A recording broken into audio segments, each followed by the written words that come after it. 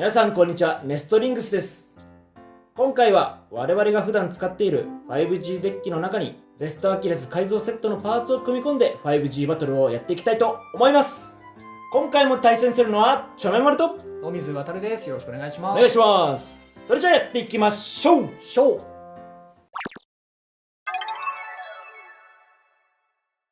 お互いのファーストベイ、せーの、じゃん。テンペストディアボロスギガドリフト 1S、 ディバインエクスカリバーレガシーアドベンチャー9セカンドギア。ファーストバトルレディーセット3、2、1、ゴー。さあエイギアの連撃でどこ行くねー。頑張れ戻ってこい、戻ってきてくれ。ー。いいぞ、頼む、戻ってきてくれ。おとなしいぞドリフト。ワンチャンバーストしてくれ。いや、上から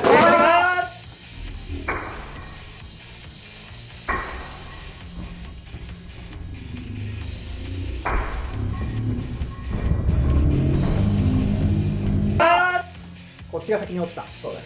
オーバーフィニッシュ。テンペストディアボロスに2ポイント。くっそ、またこういうのか。いやでもディバインエイギアやっぱりさ、普通のディバインと比べるとしっかり攻撃力が上がってるような気がするね。アタック力あると思う。うん。片方だけ覚醒します。多分食らって食らって開いが出たかな、出た感じだね。ってことはやっぱりディバインの攻撃力は上がってなかなかなんだよね。ちゃんと上がってんだな。お互いのセカンドベイ、せーの、じゃん。ゼストアキレスオーバーゾーンダッシュ X9。ゼストアキレスオーバーハイエクステンドプラスダッシュ4。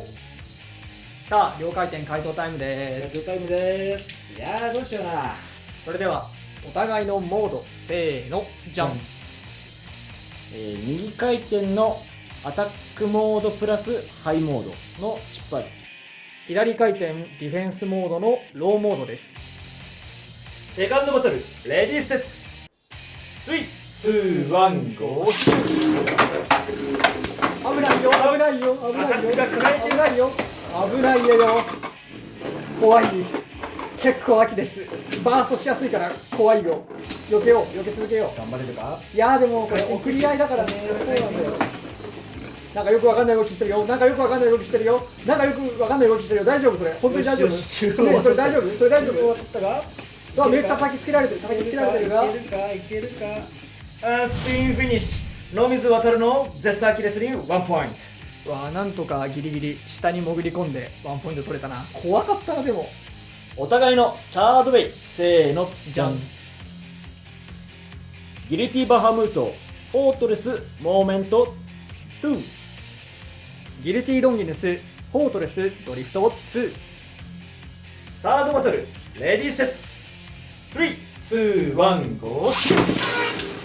いや怖い、バーストが怖い、バーストが怖い、バーストが怖い。よっしゃー。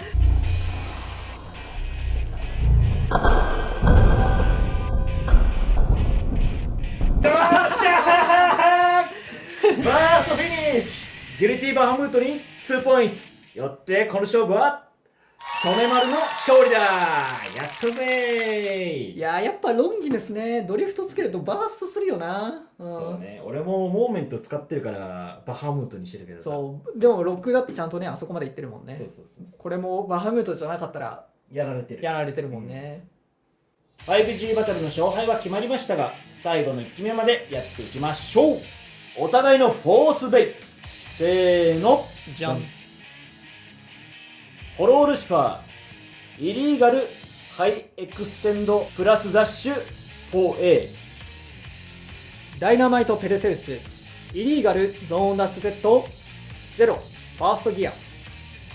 フォースバトルレディーセット3、2、1、ゴー。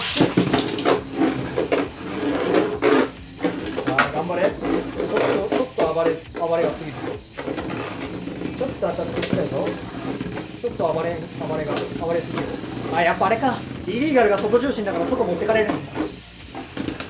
持ってかれるけど頑張ってほしいな。まあフォロー相手だったら接触しない方が、うん。スピンフィニッシュダイナマイトペルセウスに1ポインなんか狙ったわけじゃないけどうまくいったわ。ト。どうだろうな、オーバーの方がいいのかな。なんかイリーガルだと外回っちゃうな結構。そうね、やっぱりイリーガル外重心強くて外側にベイが持ってかれる感じがするね。ね、オーバーと同じ感覚で使ったけどちょっと違うかな。うん。お互いのフィフスベイ、せーのじゃん。チェインケルベースホイールメタルユニバース4。バニッシュバハムートギガメタルドリフト10。ハイモードにしました。フィフスバトルレディーセット3、2、1、ゴーシュー。まあここは純粋な送り合いでしょう。そうですね。まあお互いラバーコアなんでバーストすることもなかなかないでしょう。まあ、若干チェインがね引っかかりだからワンチャンないこともないけど、まあゆっくり優しく見守ってあげてください。そうチェイン上から叩きつけるのが強いからね、ハイモードにして一応対処したけど、オッケスピンフィニッシュバニッシュバハムートに1ポイント。ドリフトが強い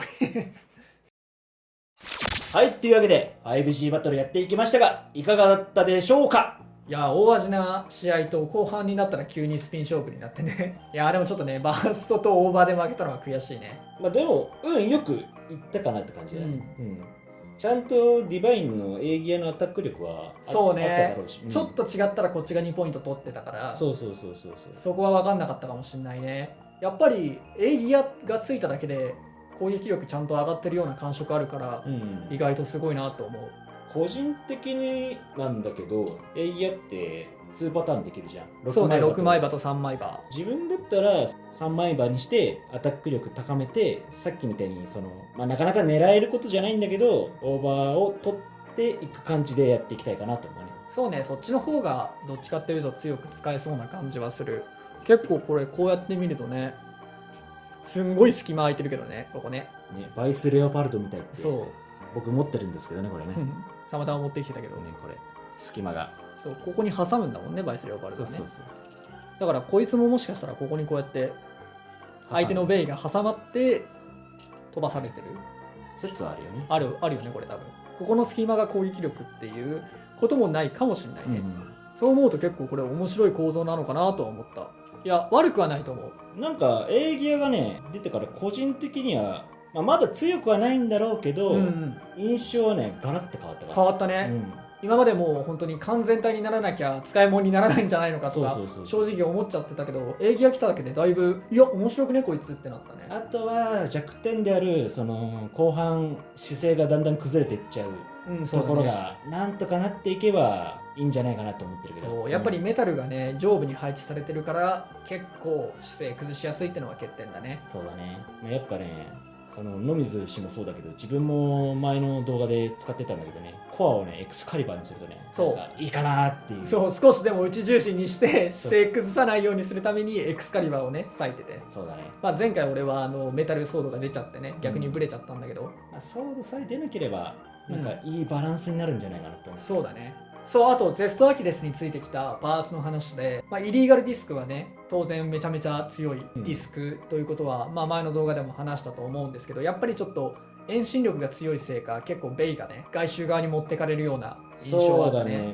自分普段ホロールシファーはオーバーでやってるんだけど、今回形が似てるから、オーバー別のところに避けるやと思ってイリーガルをホロールシファーに使ったんだけど、なんかね普段もちょっと外周は走るんだけど、そうね暴れちゃったら外周行くけど、なんか今回の方がやたらと外周を走ってたなってイメージ。やっぱりオーバーとかと違ってめちゃめちゃね中は抜かれてて外重心になってるからすごい外に引っ張られるんだろうね。そうだね。なんかそんな印象があった感じはしましたね。多分イリーガルドリフトとかにするとやたらと外周走るんじゃないかな。そうね。あとイリーガルドリフトはちょっとバーストも怖いね。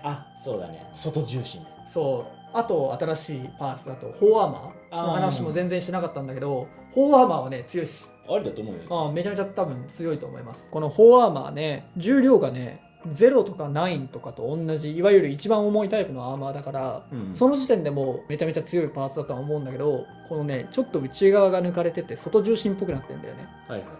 これでまたスタミナも上がるからさ、これはめちゃめちゃ強いパーツの一つなんじゃないかなって今んところは思ってる。だからゼストアキレス改造セットって結構やっぱりアストラルの時もそうだったけど強いパーツが入ってるっていう感じがするね、新パーツで。アストラルの時もゼロとオーバーだったもん。そう、ゼロとオーバー、今回が4とイリーガル、うんやっぱり強いパーツは入ってるね。